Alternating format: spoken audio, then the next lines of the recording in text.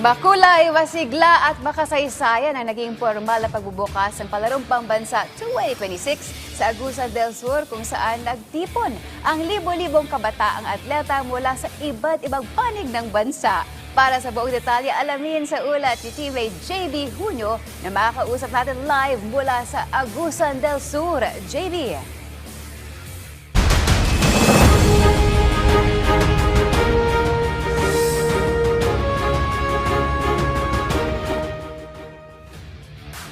Yes, Meg, kahapon at kagabi ay binuksan na at sinimulan ang engrandeng pagsisimula ng 66th edition ng Palarong Pambansa 2026 dito sa Prosperidad, Agusan del Sur.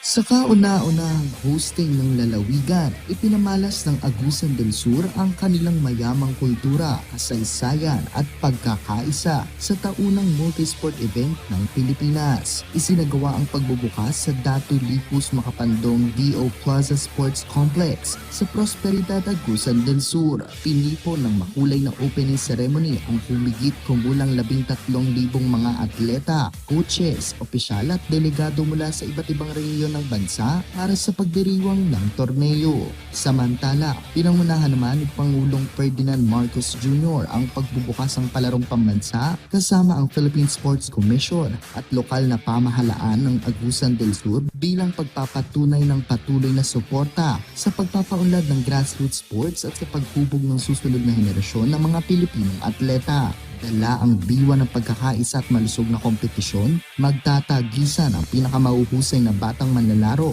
mula sa buong kapuluan sa iba't ibang sporting events sa mga susunod na araw.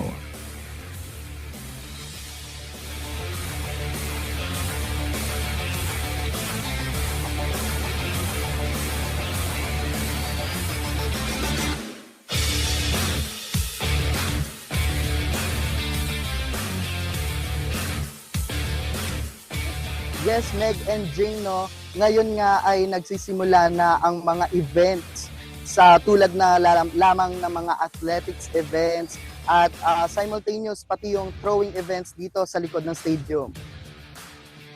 JB, kamusta ka naman dyan so far? Kamusta yung weather, yung atmosphere at yung crowd energy sa pagbubukas ng Palarong Pambansa 2026? So far, unpredictable ang weather natin dahil kagabi ay inulan ng ating opening ceremony pero ngayong araw, tirik na tirik ang araw natin dito sa oval ng Agusan del Sur. Pero ang atmosphere at energy crowd ay sobrang boost dahil nga sa engranding pagbubukas na dala nila pati dito sa pagsuporta sa kanilang mga atleta. JB, kamusta naman ang seguridad at preparations ng host province dyan?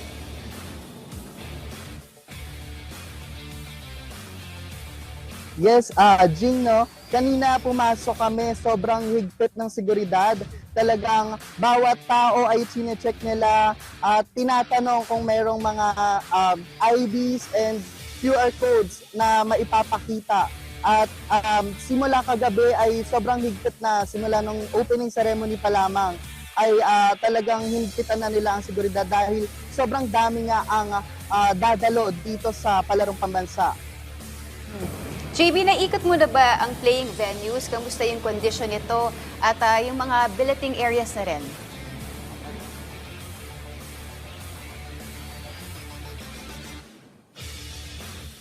Ayan, Meg,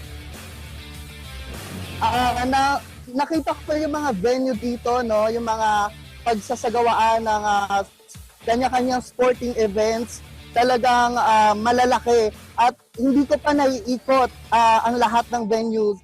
Ang nakita ko lamang ay ang football at ang gymnastics ay nakahiwalay dito sa municipality. Kumbaga may mga tabi-tabi talaga, may mga magkakadikit talagang sporting events. Ngayon, JB, sa pagkakaintindi namin, nagsimula na yung mga laro at meron na nabigyan ng unang medalya. Kwentuhan mo naman kami about the latest development dyan sa Agusan del Sur.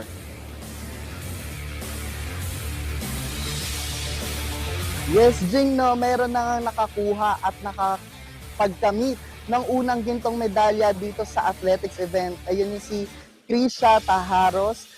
Mula siya sa Latest Sports Academy at nakuha niya ang gintong medalya sa 3,000 meter event. Kanina nga nakapanayam ko siya, no, talagang inaalay niya raw ang kanyang tagumpay sa mga taong sumusuporta sa kanya at pati na rin sa kanyang pamilya. Now, JB, matapos itong engranding opening ceremony at meron na tayong isang gold finisher, ano naman ang mga dapat abangan at tutukan ngayong araw? Ano yung magiging movement mo ngayong araw? Yes, Meg, no? Sa kasalukuyan, nagaganap ang boys division naman sa running events at sa kabila ay throwing events, pero susubaybayan natin ang mga iba pang kaganapan tulad na lamang ng softball at baseball sa mga magkakatabing sporting events dito sa municipality na Agusan del Sur.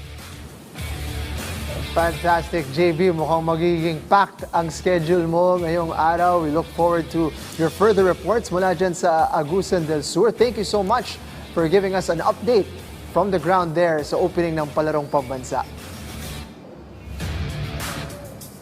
Maraming salamat.